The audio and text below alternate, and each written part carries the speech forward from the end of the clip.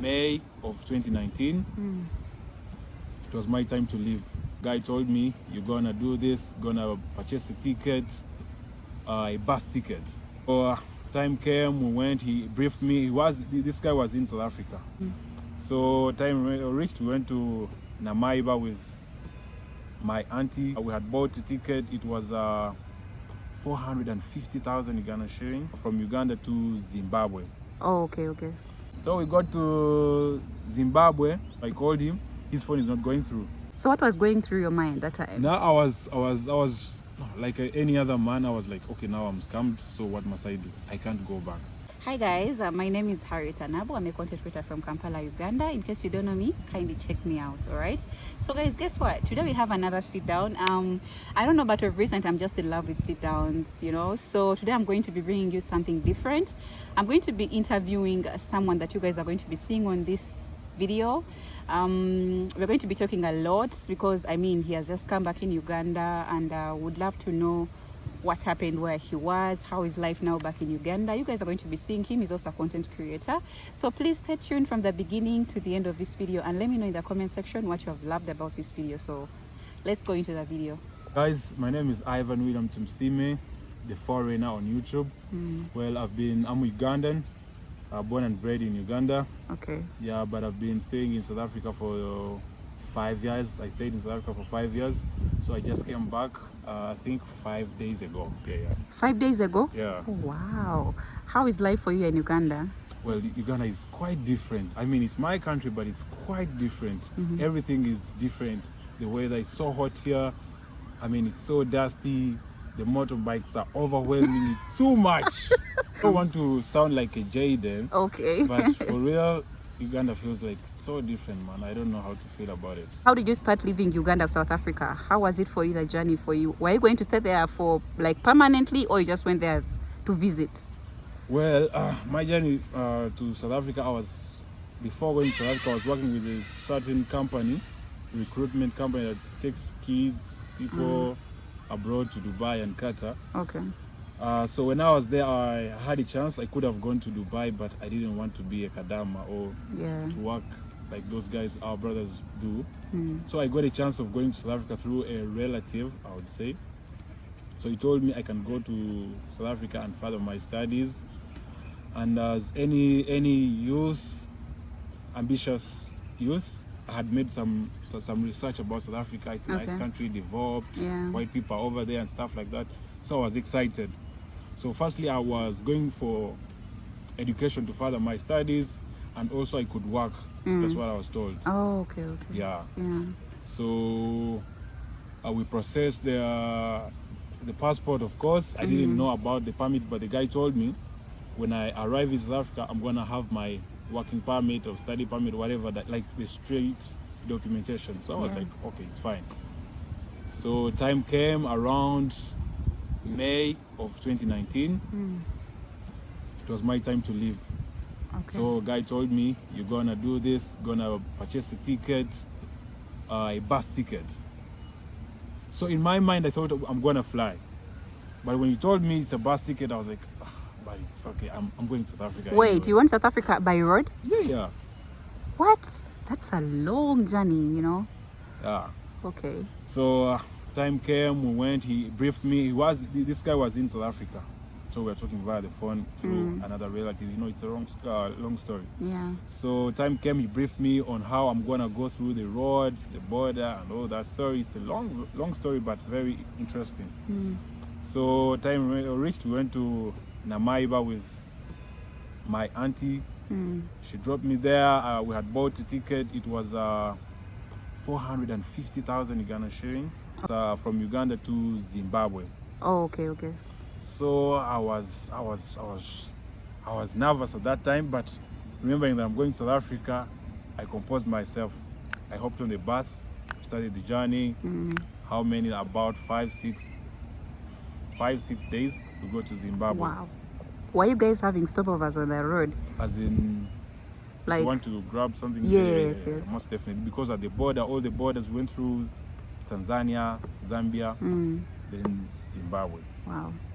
Yeah, but before that, he had briefed me that you don't have to buy a lot of food on stopovers because the food is not nice, you're not familiar to it, so you have to carry some cold drinks, eatables, soda, then some fat cakes, what we call mandazi here in Uganda. Okay. So I was sorted for food. And because you know the excitement, you don't worry about what am I gonna eat, you just focusing when am I getting there. So we got to Zimbabwe. I called the guy, I'm here, because he had told me when you get to Zimbabwe, give me a call, I will tell you what to do next. So I called him, his phone is not going through. I called several times, it's not going through. So on the bus, there was an old friend, an OB that I met there. We had a conversation. Kagame, shout out to you. Okay. So he told me, man, these guys are scammers. So if he's not picking up the call back home. They're going to make you a plan. I will take you. So luckily, the guy had a girlfriend who is a cop in Zimbabwean police. So he narrated the story. The lady was so nice to me. She gave me where to crash for that night. So I was meanwhile calling my mom to tell her what's going on. So what was going through your mind that time? Now I was like any other man. I was like, okay, now I'm scammed. So what must I do? I can't go back. So I need to either get stuck here or proceed and go to South Africa. So fast forward, my mom called this dude. Then he called me. Oh, why did you call your mom? What? I told you, hey, man, come on. I called you couldn't. Your phone wasn't getting through. Yeah. So what should I do? Yeah. So he said, okay, fine. How much do you have? I was left with 900 South African rands. How much is that in Ugandan shillings? 1,000 is equivalent to 200,000. Oh, okay. Oh, okay. Wow. So yeah, I was left with 900 rand, and I needed 1,500 to go to South Africa. Yes. So the money was shorting. Yes. So I had told this police lady that this is what is up, what is going on, and she had so many connections. So she talked to them, to the bus guys. They agreed to take me that night, but they agreed to take me the following morning. So I slept at the hotel paid by that lady. So nice. So the following morning, the guy grabbed the phone, we talked. I told him, okay, I'm coming, but I have this much. So when I get there, be ready to top up the 600 sharp. So in the evening or in the afternoon around there, the lady escorted me to the bus. She told the bus driver and the conductor, please, this is my in-law. Anything happens to him, don't come back to Zimbabwe. Whoa. That's how nice the lady was. Wow. So you remember, now all the way from Uganda to Zimbabwe, I'm sharp that my passport is fine. So from Zimbabwe to South Africa, it's a different story. I got no visa, so it's a different story. What? Okay. So now the guy the conductor had his passport, Zimbabwean passport. He gave me his passport. I used his identity to get through the border and all that stuff. So we were supposed to go to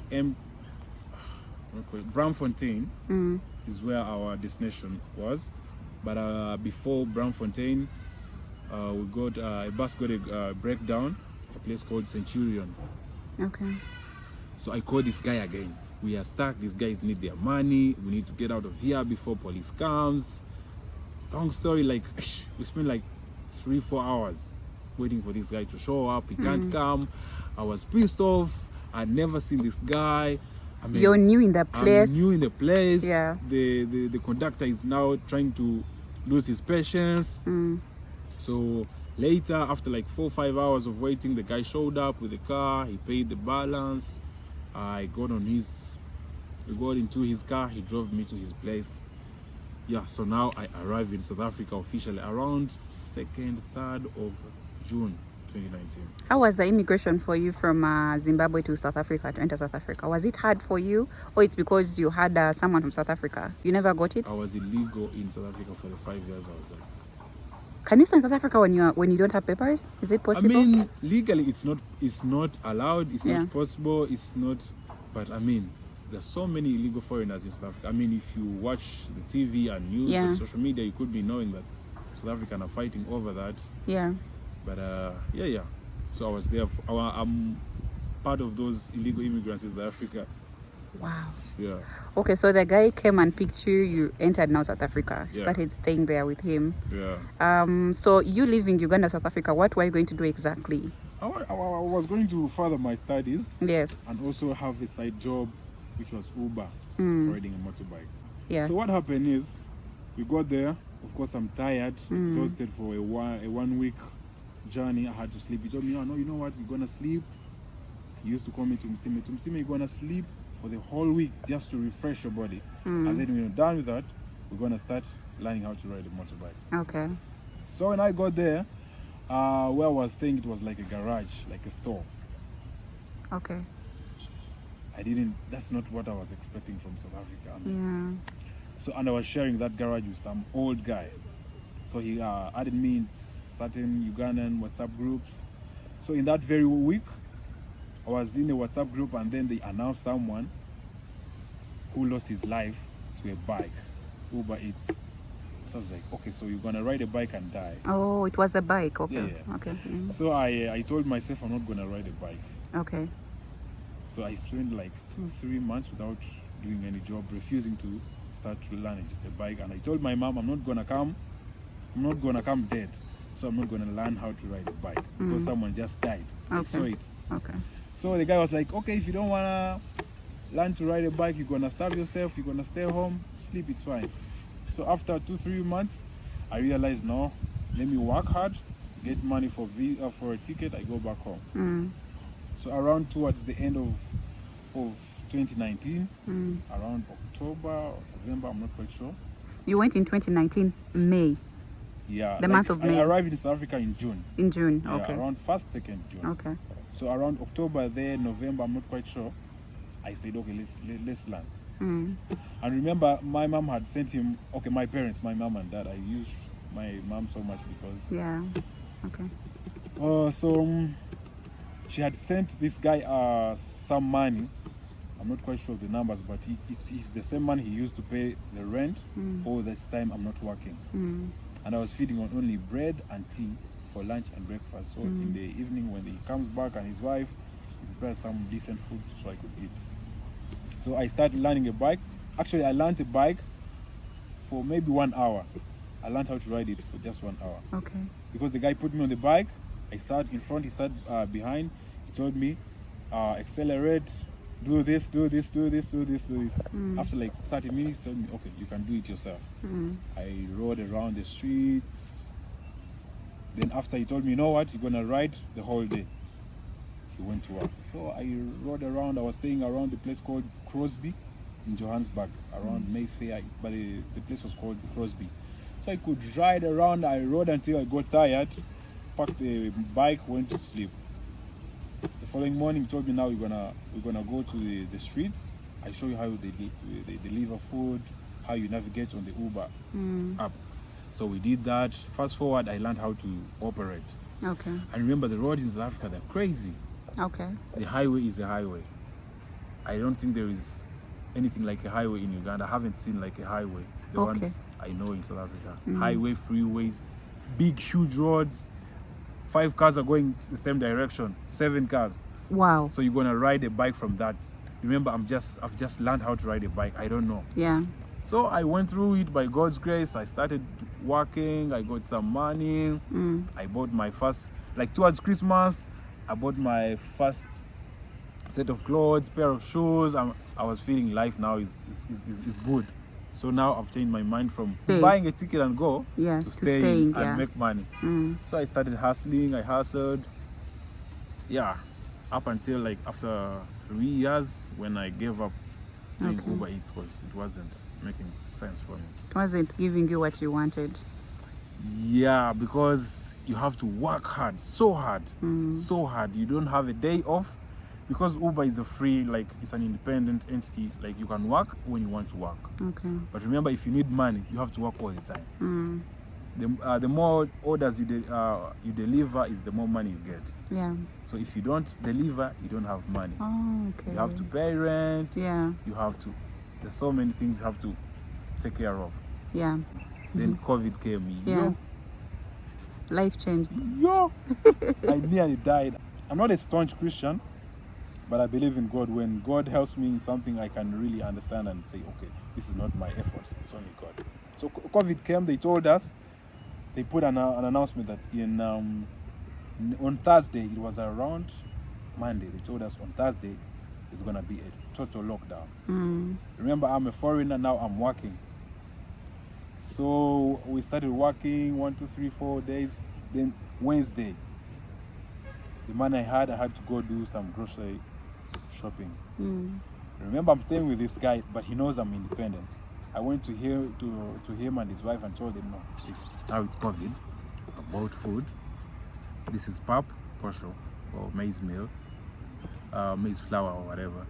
This is cooking oil. This is beans. This is chicken.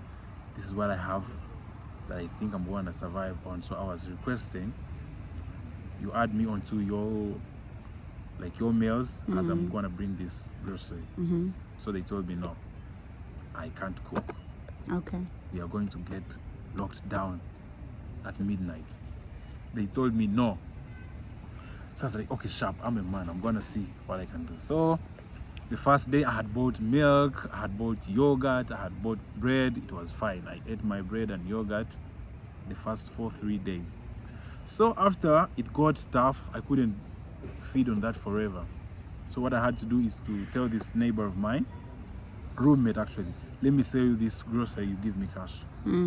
So I sold him the stuff and I had some money on my account. So I was like, okay, I'm gonna survive on this. Okay. They could give us some time to go to the grocery stores and buy something. So I could go and buy as much yogurt as I could and bread to survive on. And then time came, I ran out of money, I ran out of yogurt and bread and all that. Yeah. So there's this white guy. I don't mean to call him white, but for the better of discussion or for clarity, he's a white guy from the US. When I was delivering food, because I'm a social guy, I usually like to talk to people, say hi and crack a joke. So I talked to this guy when I was delivering before COVID. So we became friends. Ian, his name is Ian Ford. Shout out to you, Ian Ford. So when I talked to him, say, oh, you're from Uganda? Yeah, I like Rolex. I said, okay, say less, I'm gonna bring you Rolex. So one day I brought him Rolex, we became friends. So during COVID, he sent me a message, how are you doing, brother? I told him, man, I'm stuck. I ain't got no food, I ain't got no money, I'm stuck and I can't cook. So he told me, no. So what can I do for you? I said, anything, man, anything. So he said, okay, I'm gonna send you some money, e-wallet, it's like mobile money. Okay. He sent me e-wallet of 800. I was so excited, man. I was so excited. Okay. So I got that money, I went, bought some yogurt, of course, bread, milk. I hadn't eaten like in 2 days. So I was like super, it was like a miracle.